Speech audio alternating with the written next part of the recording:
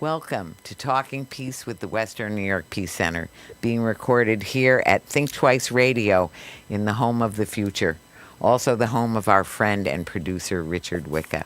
Thank you, Richard, and thank you, Tom, too. So we thank both of our producers here, and we also thank WBNY, Buffalo's original alternative radio station, being coming out of Buffalo State University. Thank you, WBNY 91.3 FM.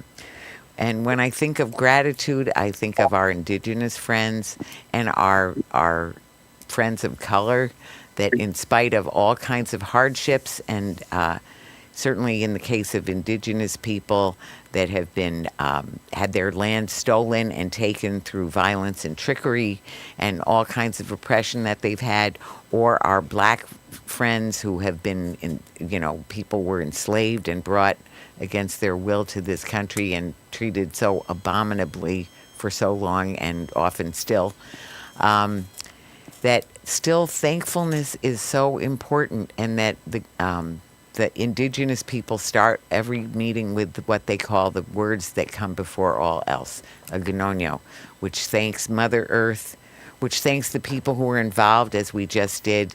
Thanks Mother Earth for holding us up and giving us everything we need for a good life.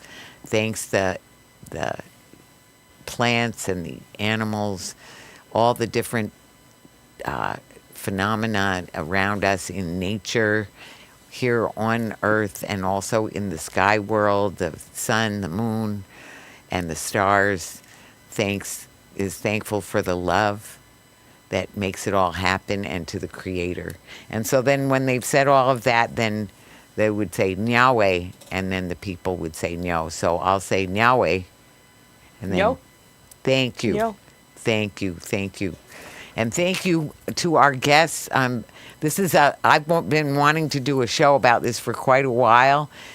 We're going to focus on school suspension. So school suspensions and the school to prison pipeline, of which school suspensions play such a major and horrific part. So I want to say I'm very thrilled that we have here Samantha White. Sam White is the supervising attorney on the school discipline project of the Western New York Law Center. So we're grateful, Sam, that you're here. Thank you for uplifting this topic. Suspensions are something that people tend to shy away from. Yeah. And so thanks for making the time to do this. Oh, please. No, I think it's so important. And also we have Kerry Gant with us. Kerry is a restorative justice practitioner, teacher, instructor, and is also on special assignment in Rochester Public Schools. Kerry, welcome. Thank you. Thank you for having me. Oh, we're so glad that you were able to make it, coming in from Rochester area. And Yes. last but not least, we have John Walker. John, it's so good to see you. John was suspended as a child and went through all kinds of hardships, which included, last but not least, just horrific being framed by the Erie County police, and especially the district attorney's office, and just, has a long road to some justice, and still got the justice determination from a jury of his peers for $28 million. And meanwhile, the county is still fighting it, and so their bad deeds continue. Welcome, John. Thank you. I'm glad to be a part of y'all little thing here tonight. Oh, we're so grateful. We're so grateful. Your story says it all, really. So, but before we get started rolling on the specifics, we like to think about people's values that relate to this topic. So, when you think of school suspensions, when you think of the school to prison pipeline, what are the values that you think of as really being most important in the discussion? So we'll just go around in a circle. We'll start with in this just like we did. So Sam? Yeah, so for me, I try and center my core values around the idea that every child deserves dignity, equity, and a meaningful education, right? Right. We want public education to be a tool for freedom, for opportunity, to make it to a better life. And I think one of the most important core values for me is that discipline inside the schools should center around justice, accountability, and healing, not just punishment. Right. Our Right. children are not disposable. They can't be pushed out into the world, into void. We need to nurture them and move them forward. So those are my core values. Right. Thank you so much, Sam. And Kerry, what would you say? I would agree with Sam, first of all. Sure. And I also would say that, so two things I would add to that, we know that kids do well if they can. If they can do well, they will. If we set them up for success, they will. If we look at the strengths that our students have and focus on them and not come from a deficit mindset or a punitive mindset, then we've already really gotten half the battle, right? So we need to meet them where they are. We need to start with their strengths, and we need to know that kids do want to learn.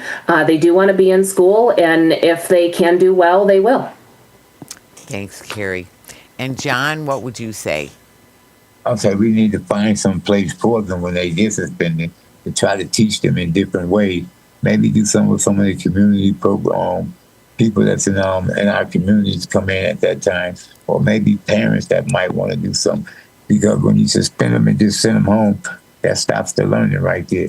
So I think that they should keep them in the school and find something different for them to do during that suspension time. Send them home is doing them no good. It's like the learning stops. So find something else to do instead of sending them home when they suspended. Thank you, John. So clear, so true. I would just, I can't resist always saying truth and love. So the truth of the matter that is the issue that is even bringing up any need for discipline is, needs to be explored and then, it lovingly dealt with. So just rejecting a child and pushing them out really isn't going to solve anything. And in fact, what we've seen is just how much it doesn't solve things. It just creates problems. So they need to be in school. And if we can't deal, what are they learning when they just get pushed out? So it's so counterproductive. It's just been crazy to me. And it's a real admission of failure on the part of the school.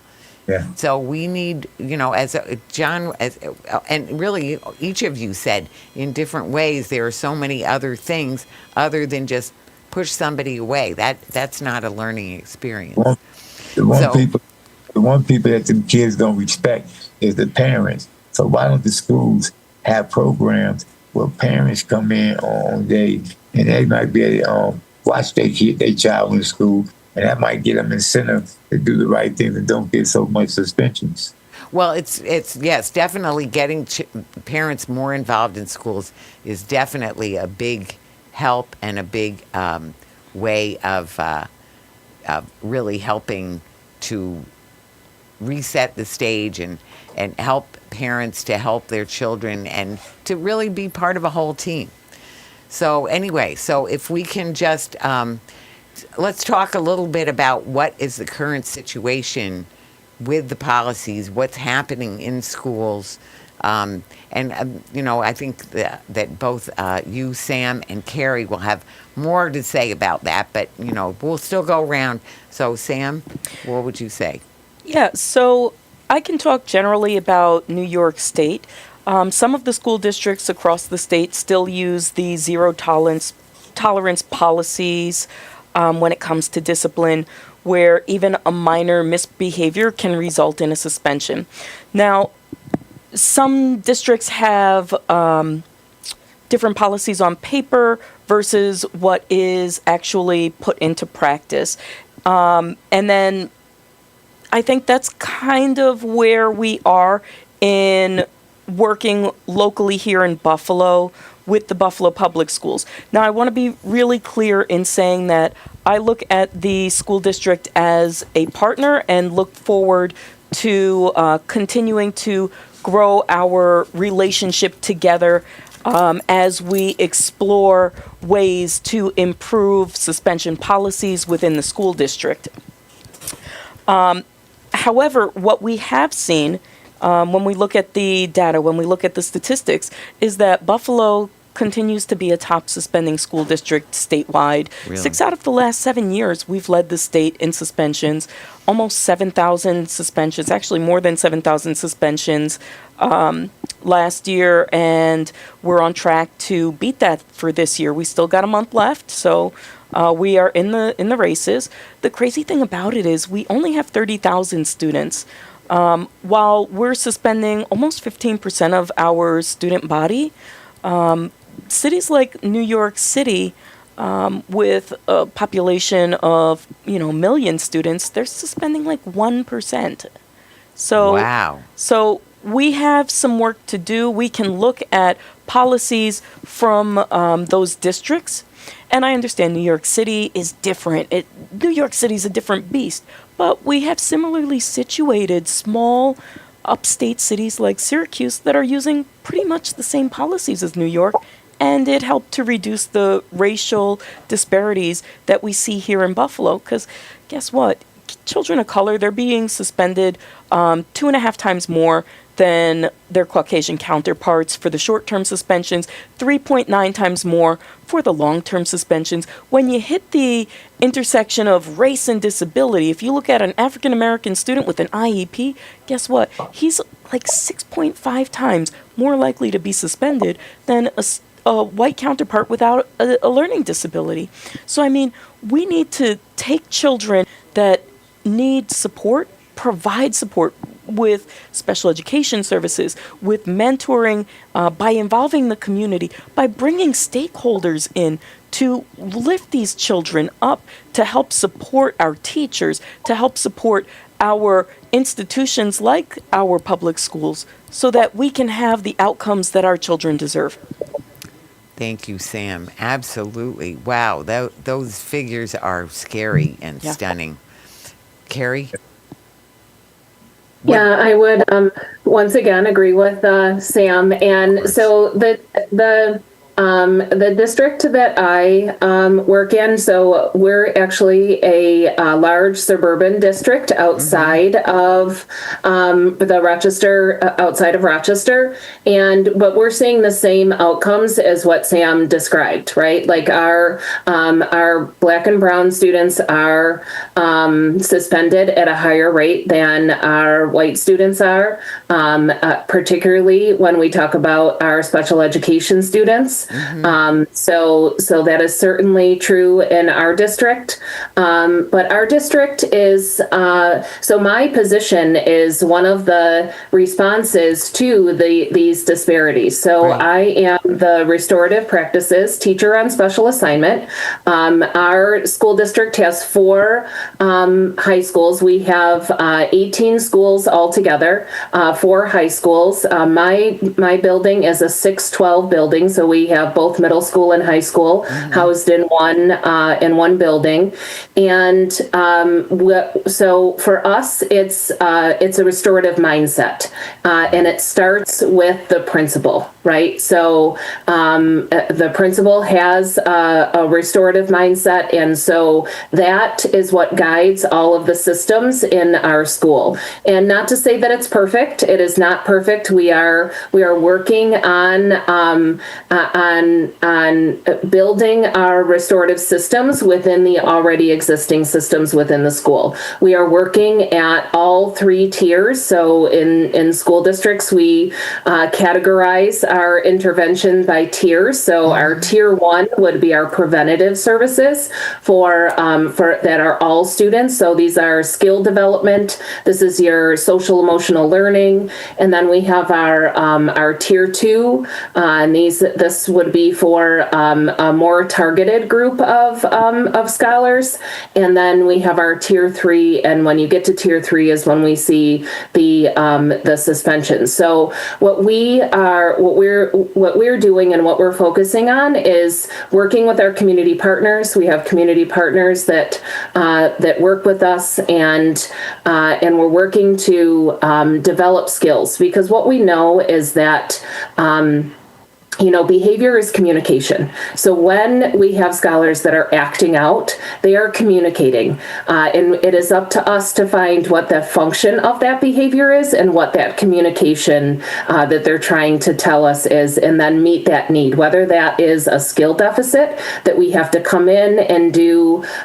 We do character connection workshops. So we go through the restorative questions, and then we meet, with the scholar in a series of sessions, so that we're targeting that specific skill or that specific need that has to be met in the scholar. Because I agree with John.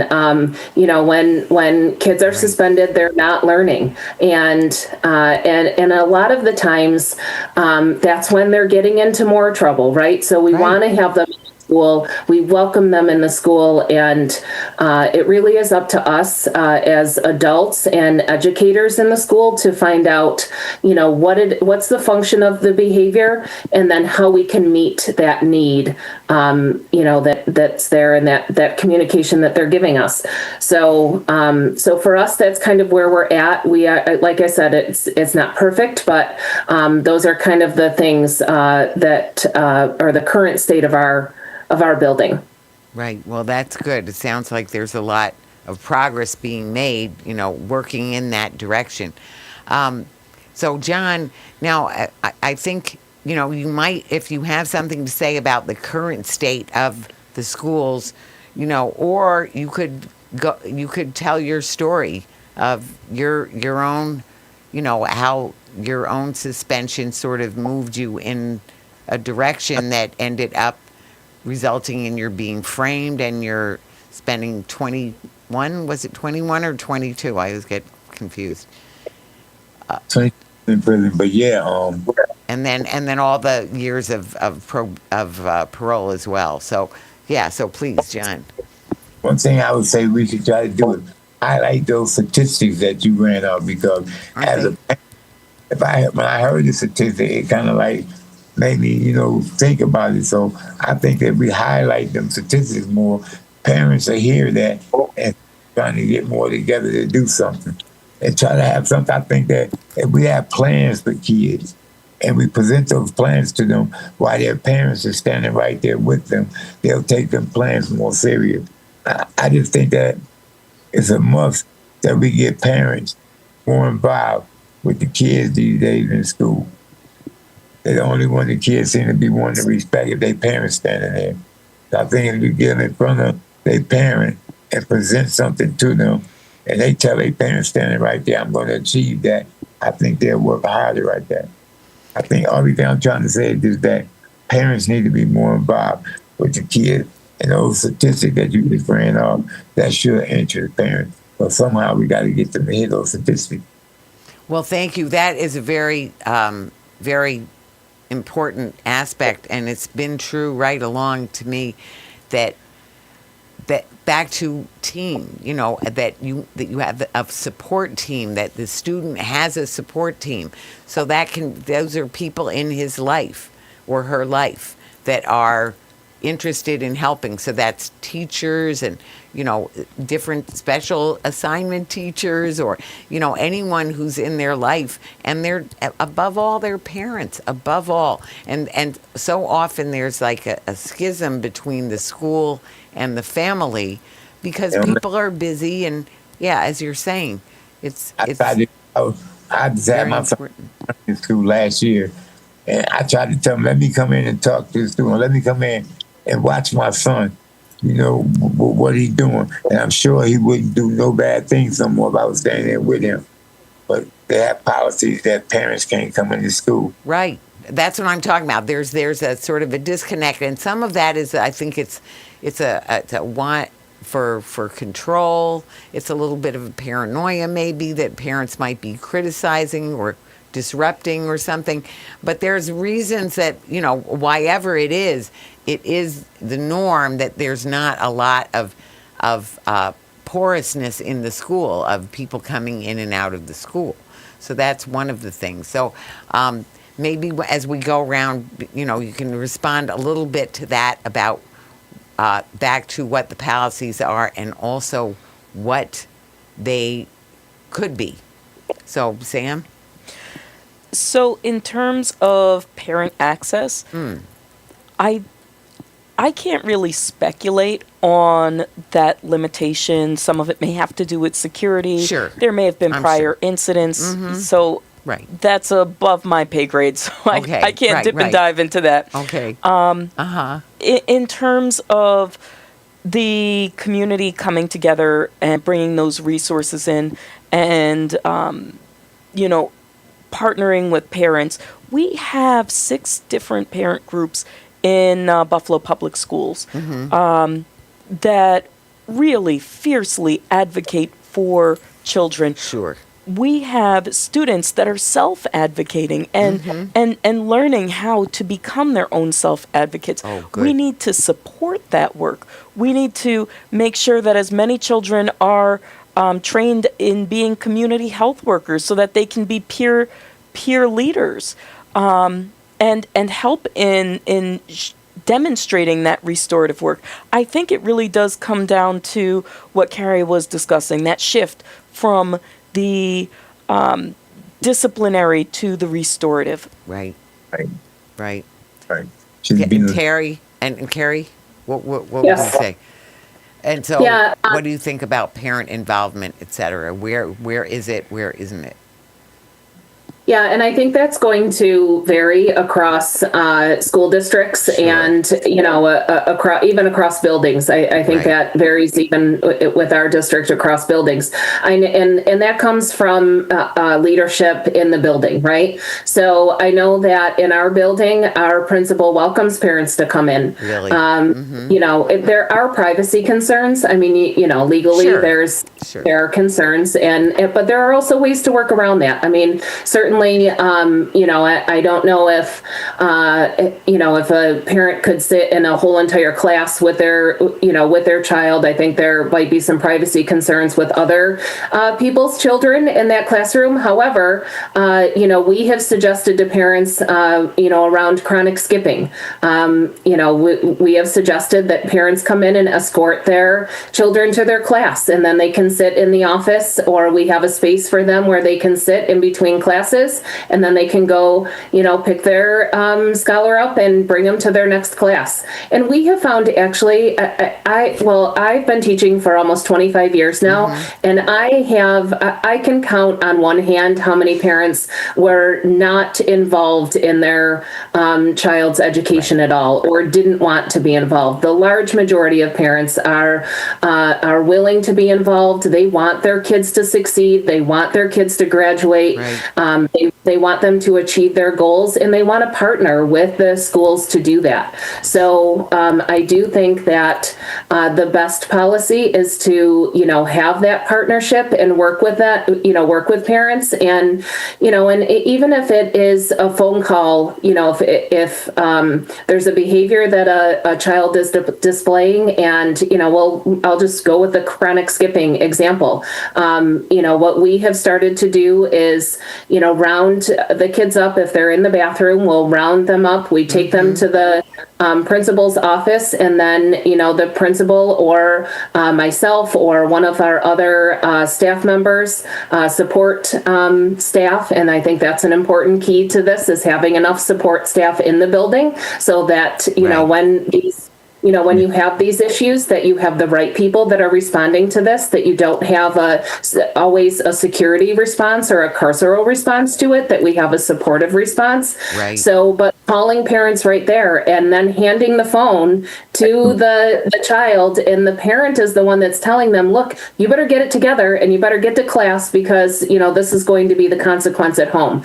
And, so it really is about that partnership. Right. I do want to acknowledge, I do see a question on the screen about drug related incidents at school. And yes, that is an issue, but we have to, and it's the same thing with cell phones, right?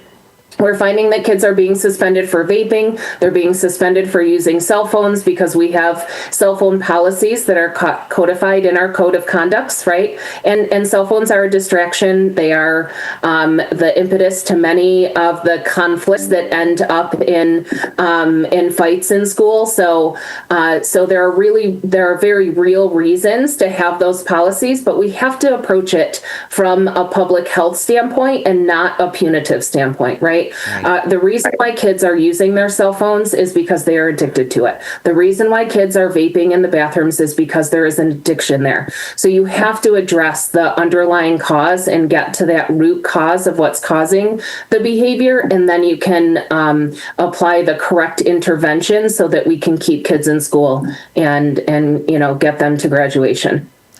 Could I actually touch on that question for a second? Sure. Let me just read it off. Yeah. How many of those suspensions are, quote, drug related to, and then we isolate them through more suspensions?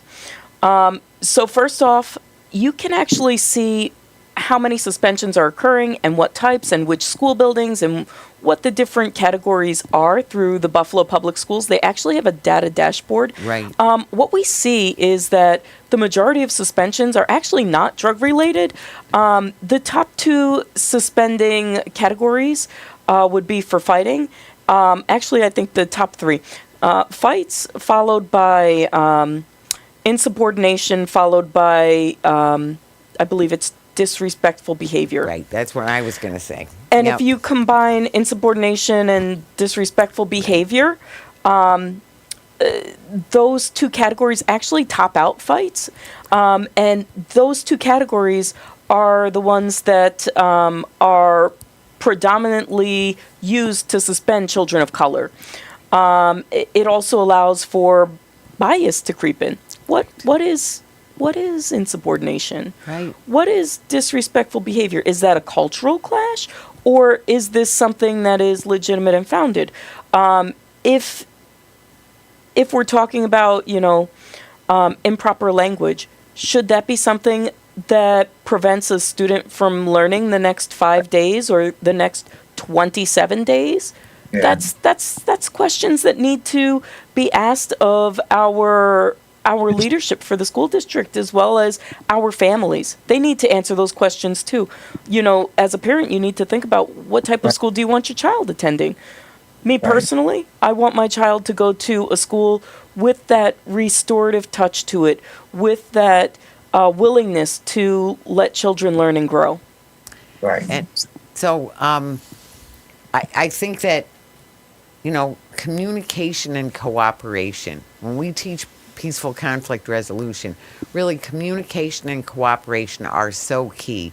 And so those things, it's back to being the change. So we need to be the change, and the school, not to put it all on the school, but the supports should be there in the classroom, outside the classroom, but in the school building, including, as you were saying, Kerry, outside agencies and different people who have those skill sets. I'm a social worker. So, and I've done some of that work in the school. And there's all kinds of ways that it can be infused into the school, into the program, so that we have our kids camp coming up. This Camp Peace Prince will start on July 14th. And I'm going to say every time it's 8 to 13-year-olds, and then we have youth assistants. It's just a 2-week camp, Camp Peace Prince. But because of the way we approach things, starting with a peace agreement that Kids create. We don't tell them this is what you're going to do, this is what you can't do. No. We say how do we need to be to do what we want to do here. And so they'll always come up with a good peace agreement. Then now that's the discipline. It's like if people are acting out, are you doing that thing, of cooperating or being respectful or whatever it is that, and if it isn't, then, what might you do that might, or what are you trying to say? What do you want to say? Maybe you want to say it differently. But anyway, so these kids, when we bring them anywhere, I'm going to tell you that we get unasked for admiration and lauding of these kids as how good they are, how well behaved they are. Well, why? Because of the way of doing it, which is in this very much of, trying to be the change. And so when we're all doing that, and it works for everybody. So, the teachers yelling at students, of course, there are challenges. I'm not trying to say that there aren't, but there's a way of doing things that militates more towards a good result. And that's just what you're all talking about. And that discipline means disciplining means learning. That's right. The very word disciple. So it's not about you did something wrong, you should pay. And I want to go back to, and I thank you, Melanie, for your question. And we were going to get to it eventually, but I'm glad you two dealt with it. But I want to go back to John, and I do want you, for people who don't know, I did a very shorthand thing of your story, but please do tell your story, because I think it does illustrate so much. Well, there's implicit bias, and then there's also that confirmation of implicit bias that happens when people are being suspended. So, John? I was on alternative school here in Buffalo after playing on one of the buses, and the bus driver told me to get off, and I started talking stuff to him. Well, it got me suspended and sent to the alternative school. The first thing I realized about the alternative school was it wasn't about learning no more. Mm-hmm. I was dealing with all of the people in the situation that the alternative school presented to me. So it's like the learning basically stopped. And I began to learn things that I shouldn't have learned, things that get me in trouble, how to skip, where to go, things that led me to going out in the streets and doing things at a young age I shouldn't have been doing, and landed me in a youth home. After I did the time in the youth home for something I did, I came out 6 months later and got charged with a murder that I had nothing to do with. But it was because of the little things I had done, like skipping school, being on the bus, arguing with the bus driver. That's what put me in a position for them to look at me and accuse me of a murder. Mm-hmm. But it was because, I was out of school. I was doing little things that I shouldn't have been doing. And I got put in a youth home for something I did do. But after that, they tagged the murder on me for something I didn't do, but it was because of the way I had been acting as a little bad child. That's what got them to looking at me and was able to allow them to try to pin a murder on me. Right. It's just so tragic that's when they call it the school to prison pipeline, because then it's like, oh, well, this kid has been suspended before. Oh, he has. Well, then no wonder, and so then it just cements in. It's something about kids' self-image. It's about the way other people look at you. And then it's like, oh, well, this kid goes to an alternative school. Oh, well, no wonder we think he's a problem. No wonder. And that framing, that judging, that and the framing, well, just, is so horrific. Just like the Central Park Five, where they just wanted to make a big splash and say, oh, we're taking all these bad kids off the street, which was so heinous. And it was very clear. And I want to say I was there for a lot of John's trial. And it is heartbreaking to hear all the bad acts and all the finagling that went into into framing these kids and suppression of evidence and all of that. And why did they think it was okay? Because they're taking these kids off the street who are problem kids anyway. That's what the mindset between the racism and then the little bits of things that anyway, it's just it's so terrible. And so it can either happen with the framing or even without the framing. It's just that people give up. Go ahead. What were you going to say, John? Nothing. I regress.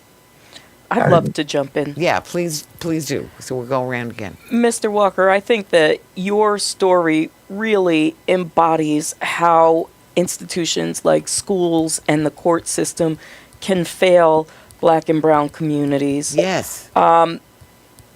I'm so sorry that, you dealt with that wrongful conviction and lost 20 plus years of your life, dealing with the probation.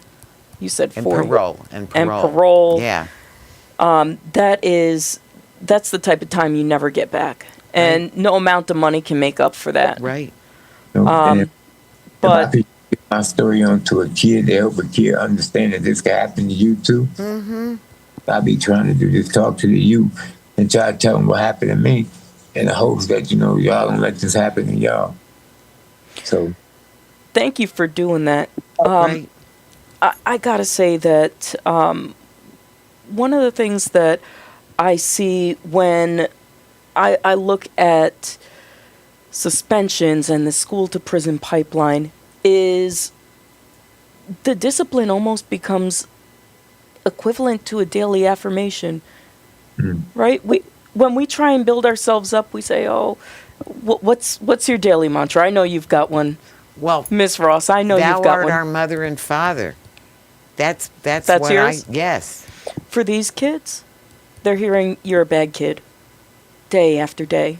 Right. And they believe it after a while. You hear it so many times. I spent years as a public defender, and being able to shift to do this school discipline defense and represent these kids and try and intervene and connect them with that mentorship and help to change the trajectory of their lives. That was one of the most amazing switches I could have ever taken in my career. And I really do try and do that every time I interact with, a client. Where there is some trouble, we try and connect with that mentorship, because that school to prison pipeline, it will suck them up like a whirlpool, Right. a whirlpool. Right. And decades of your life can just be gone. yeah, I'm an example of that, though. Yeah. Example, I don't mind being used to try to teach kids. Use me as an example that that's not what they want to do. So they life away. So that's what when they throwing their life away out here. They're not even aware of some of the things that the pothole and traps that's set for them. Right. Set it right out there, step right into the trap. Next thing you know, you're in jail somewhere. But Yeah. Go ahead, Kerry. Yeah, I want to reiterate, John, that your story is the story of so many of our kids, especially our Black and brown kids, right? Yes. And it starts. For me, I see it starting even at the classroom level, right? We have, when we kick kids out of class, and then, we send the message to them that, that you're not welcome here. And then we expect them to go back the next day and start it all over again, right? And a lot of times we do that without any repair to that relationship, right? Or without building that relationship in the first place. What you had talked about earlier, Vicki, was the ownership. When you're creating those norms with your campers, they're taking ownership over over their behavior and over those norms. And so that's that. When I talked earlier about that tier 1 preventative restorative practices at schools, like that's what's needed. We need to start with that community building in each one of those classrooms. Exactly. Because when they feel welcomed, when they feel loved, when they feel nourished in the classroom, and they know that even if they mess up, like sometimes we do need to remove a scholar from class because they are being disruptive. And what we don't want to do, we've got teachers that have, sometimes 30, 32 kids in a classroom, and we can't allow one child to distract from learning of those other, 30 children that are in there. So there is a need sometimes to remove them from that environment. But what needs to happen is they need to be able to go somewhere to reset and then return to the classroom. So there's the 3 R's, right? Remove, reset, return. And that's also a mindset shift that has to happen with teachers, in that, okay, you're having an issue right now. I can't allow you to disrupt the community that we have built here. Please go and go to whatever that space is in your school. We have a help zone. So whatever that space is, please go to help zone, reset, and then you will be welcome back in here when you are ready to honor the agreements that you have agreed to, because you have ownership over that, over those norms in that community. And I think that's really important, because once you start, once we have scholars that are kicked out of class and we send the message that they're not welcome back, and then we expect them to come back in and feel safe to learn that that's a safe space for them. That's, even as adults, we don't expect people to do that. Why are we asking our kids to do that? And then I'd also, speak to the suspension part in terms of absences, right? Right. New York State says if you miss 2 school days a month, you are chronically absent. Yet, at the same time, we can suspend kids for 5, 7, 10 days.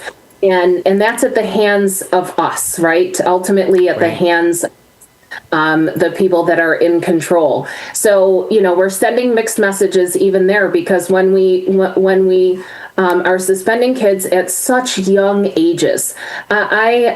So my grandchildren, they had gone to a daycare, and the daycare was talking about suspending my grandson at 4 years old. And I was like, excuse me, right, for disrespect. And I said, and I think this is also where we need to empower and educate parents on how to advocate for their kids, right? Yes. Because I said to them, and when you hear that your child or your grandchild is being disrespectful, like that goes back on you. So you automatically want to be like defensive and, look at the child and be like, how dare you do that? But, I took a step back and I said, could you please tell me what disrespect looks like, what that looked like, and what that sounded like? And really, there was a lot of bias behind. I found in the conversation with the daycare provider that it was really more based in their values and their bias than it was in my 4-year-old's actions. So, I said, absolutely not. I said, number one, I will not pick him up from daycare. Number two, he will be back there tomorrow, and we will talk about how you can address this behavior in a way that keeps him in the classroom environment. And I carry that throughout, even through their elementary schools. I have the same conversations when I get those reports. Please tell me what that looks like and sounds like. And please tell me the specific behavior. I don't want to hear that they were disrespectful. I want you to name the behavior, and I want you to tell me what intervention you applied to that behavior first before you gave me a call, right? And then I will work with you after that, and we will work through what will work for my specific child. So some of this is empowering parents and educating parents on how to speak with schools, because I think that we have a lot of policing around language. We have a lot of policing of bodies and control over bodies, and even control or policing on how parents approach us. We have to drop our own biases and what we think advocating looks like for our children, and hear and listen to what parents are saying and what our kids are saying and what they're telling us. And then we have to adjust our policies or our interventions accordingly, because it's on us. We are charged as the educators to educate these kids. John? I was feeling what you were saying, so. Yeah. 100% agreement. I think that you were saying something about when y'all suspend the kids or send the kids to the whatever room.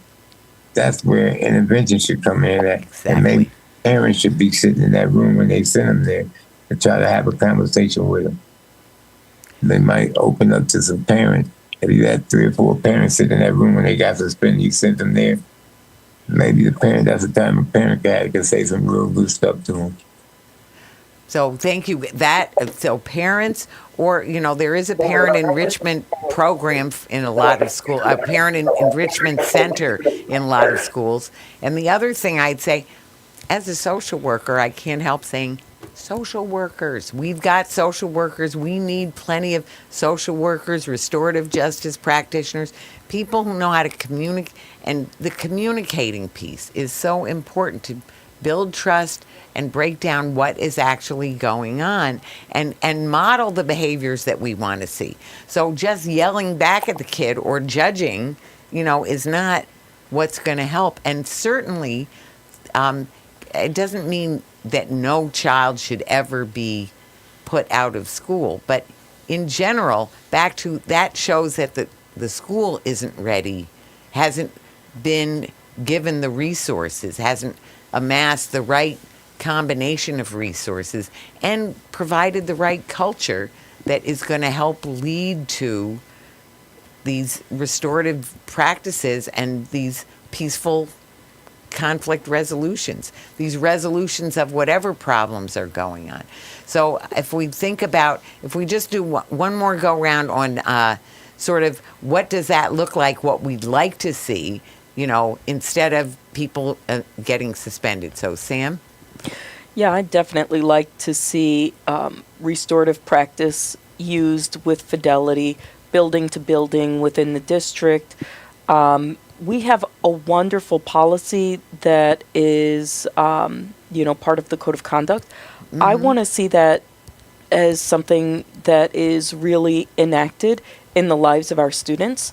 I'd also like to, like you said, we're in a society and a culture where this is the way that it happens now. This is the system. So what I would like to see is the implementation that results in equity. When we look at the numbers and the data, I want to see equity between the opportunities available to all children, as well as equity in the discipline used for all children. I would love to, if you go to the Partnership for Public Good, I actually spent probably a year working to develop a suspension policy that we are hoping is implemented by the Buffalo Public Schools that would specifically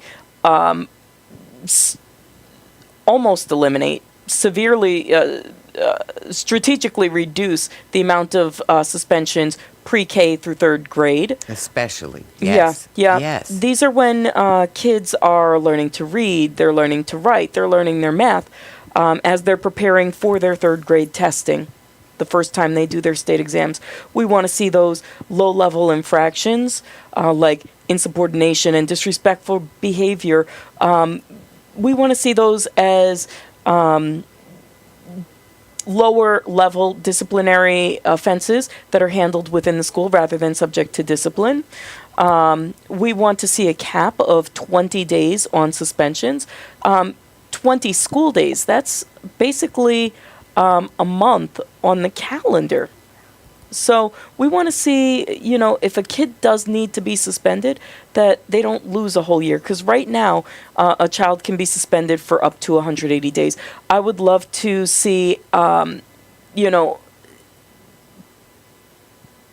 community coming together and supporting solutions, not suspensions, reaching out to their assembly members and their state senators so that we can pass solutions, not suspensions, that would enact all of these items, which were recommendations from the New York State Education Department in 2022 that are being used in different cities like Ithaca, like Syracuse, like New York City that have reduced their suspension rates. Right. I would love to see Buffalo lead in education rather than leading the state in suspensions. So I will continue to do everything that I can to be an advocate for students one-on-one when they need representation in the community, when you need an explanation of rights for your community group, your church group. Reach out to schools at WNYLC.net. You'll be in touch with me. We do those presentations for free. I'd love to come out to your community group, your church group, and, explain what's legal, what's not. Is it okay to just send your kid home? Do you need a paper telling you what your kid did? Well, actually, they do have to put it in writing. There is a formal process, especially if it's going to be one of those long-term suspensions. You shouldn't be getting a message on Class Dojo saying, keep your kid home for the next 5 days. Right. No, thank you, Sam. And Kerry? Yeah, I'm with you, and I would also like to see support for those support services, that financial support, right? We have to fund. It's interesting to me that as a society, and I'm speaking very generally here, right? As a society, we typically have no problem spending money for more carceral measures, right? We have no money. We have no problem spending money on more police, on more security, on electronic surveillance. We have no problem spending money on that. And to me, that's a moral statement on how we view our children, how we view our society. So I'd like to see more support for anti-bias training. I'd like to see more support for restorative practices training. I'd like to see more expansion of mental health teams and social workers and counselors, more support from community organizations and our mental health providers. I mean, I think that's an area that the state needs some work in anyways. I mean, when you go to try to get any kind of mental health support, you're waiting months before you can get into a provider, right? So that means that we have a gap in our support services just overall. But on top of that, I think that we need to start with a goal. And the goal is what will change the behavior, right? Like we get lost in what the punishment is, and all we need to do is look at the data. And if you have a child that's been suspended 5 times during a school year, or has 35 or 48 or 63 referrals, then what your intervention is doing is not working. Right. So you need to have a conversation with that child and find out what it is that will help where the skill deficit is, first of all, and then what we need to do to change the behavior. I mean, if my grandchildren are not cleaning up their room and I'm continuing to ground them and they're still not cleaning up their room, I'm not going to continue to apply that consequence. I'm going to find something that is going to work.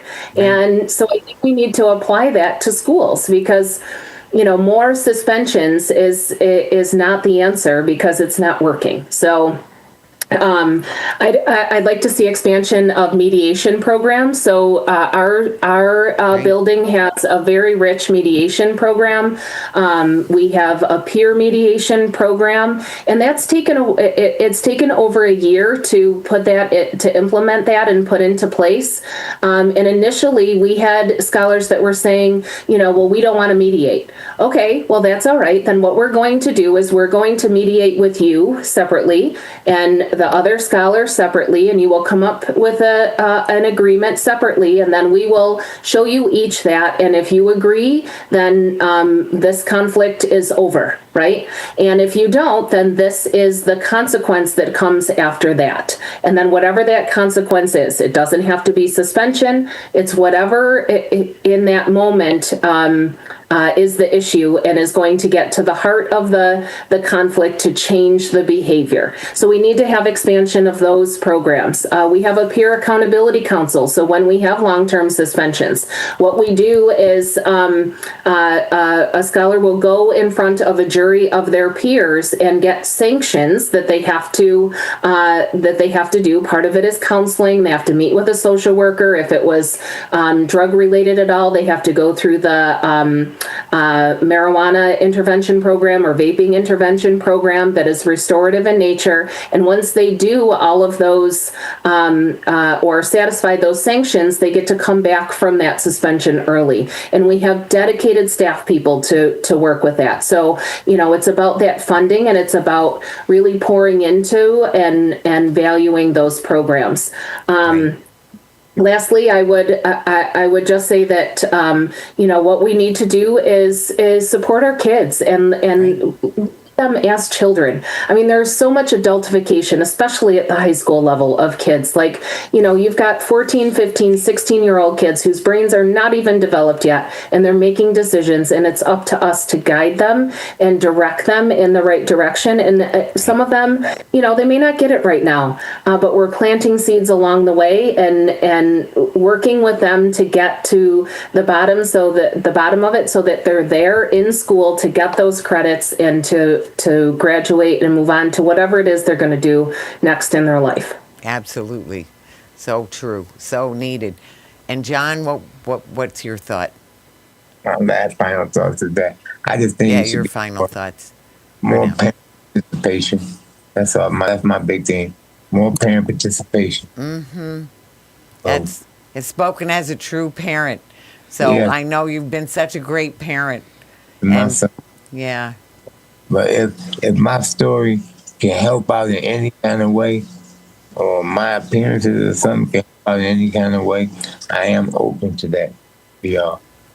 Well, thank you. And you do that, and we're so grateful. Thank you so much for sharing your story now and in other venues, other things that we've talked about that can be done and will be done. I want to say this has been such a powerful program. I appreciate so much the work that all three of you have done in different ways, and sometimes in very different ways, but about trying to get more justice in our society. And we just have a lot of work to do, of course. Thank you, Kerry, for bringing up, the moral budget that we have, or the immoral budget, I should say, where we can't shovel money fast enough. Sam had just mentioned that Buffalo Public Schools has cut social workers while increasing security. And of course, what that's going to mean is it's counterproductive, because more security, there is no violent solution. So power over instead of power with is not helping us. That's where we need the transformations that we need at the social level. We need them in the schools. We want to change the culture to a healthy, loving culture where truth and love are respected and used to work through in communication and cooperation. I want to say each one of you has done so much towards that, does so much towards that, and that Sam, Kerry, John, each one of you. So I really can't thank you enough. Thank you for this show. Thank you for your work every day. And we've been talking peace together, and this is Talking Peace. We've been talking peace through truth and love.